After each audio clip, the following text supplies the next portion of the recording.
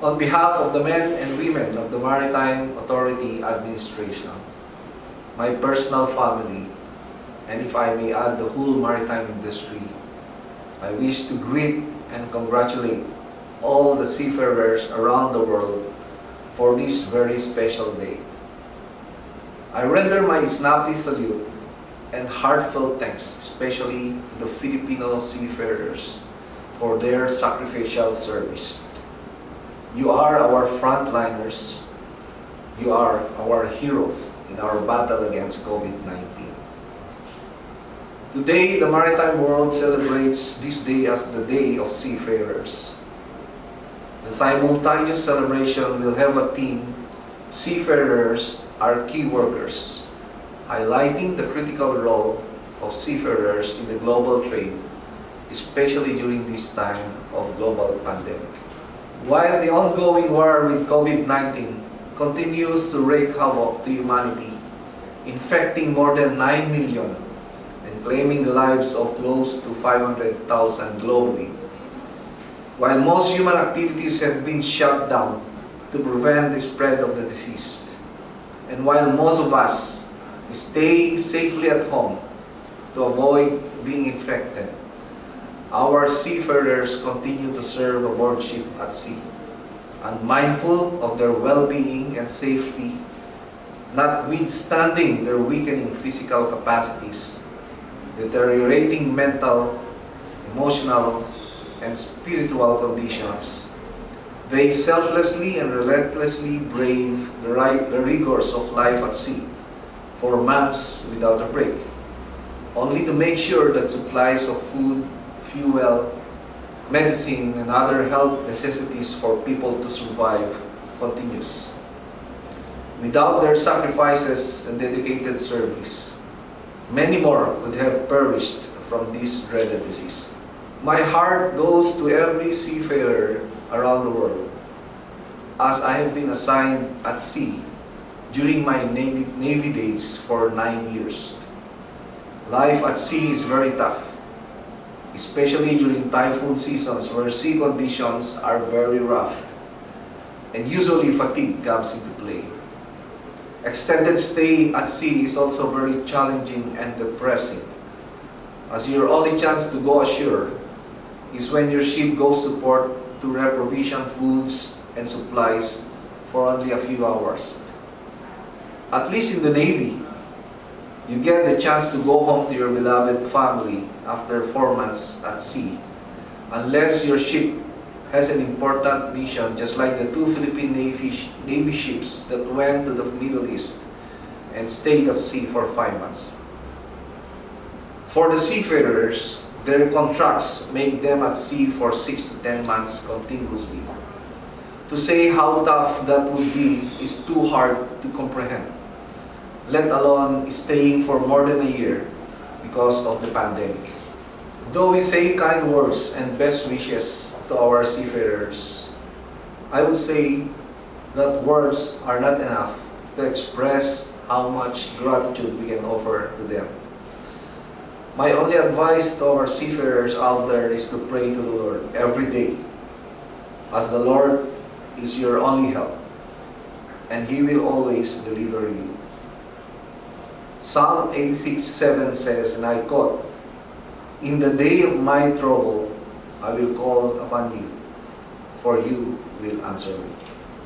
In recognizing the seafarers' utmost importance in this global crisis, the International Maritime Organization Secretary General Kita Klim issued an advisory recognizing the seafarers as key workers, so their movement at the end of their contracts are unhampered and able to go home and rejoin their families. The Marina, through the Marina Board, also issued a resolution declaring Filipino seafarers as key workers. Consequently, the IATF issued a resolution declaring Filipino seafarers as essential workers, thus paving the way for their speedy repatriation. Today, some 60,000 plus seafarers have already joined their beloved families at home. Be that as it may, hundreds of thousands of seafarers are still stranded aboard ships, most of them in cargo and cruise ships, and may not be replaced very soon because of travel restrictions imposed by countries. Relatedly, the International Transport Workers Federation, on behalf of the seafarers, sets a deadline for crew change by June 15 and made unprecedented call for seafarers to exercise their legal rights to stop working, as their extended stay at sea beyond their contracts pose an extremely unsafe and dangerous condition not only for themselves but more importantly for ship operations at sea. As I speak before you today, we have received alarming reports of seafarers killing themselves aboard ships due to loneliness and depression, having been away from their families for more than a year. The other important concern, God forbids, is the possibility of a next major accidents at sea that could happen anytime with catastrophic consequences. These may cause a stoppage in global trade, and it will bring more chaos in our battle against the pandemic. That said, the Marina came up with pragmatic measures to help alleviate the conditions of our seafarers. First, Marina came up with advisories extending the validity of STCW certificates of Filipino seafarers due to expire during the period March 13 to June 30 for a period of 6 months to ensure continuity of their service on board.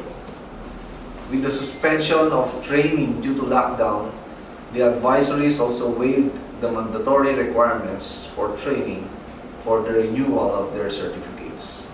In line with lifting of ECQ in most parts of the country by the President, Marina came up with an advisories to maritime training institutions and assessment centers to start the conduct of training and assessment as early as June 8, subject to standard health and training protocols, so our seafarers can comply with the mandatory training requirements in the renewal of their licenses as their deployment is forthcoming soon.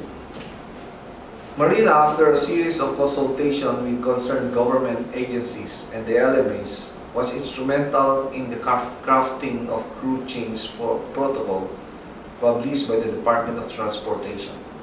The protocol will speed up movement of seafarers undergoing crew change, whether in country or outside the country. Incidentally, the IATF has allowed international ships to do crew change in our various Philippine ports. This will be beneficial to our seafarers who can do crew change in country and come home earlier than expected.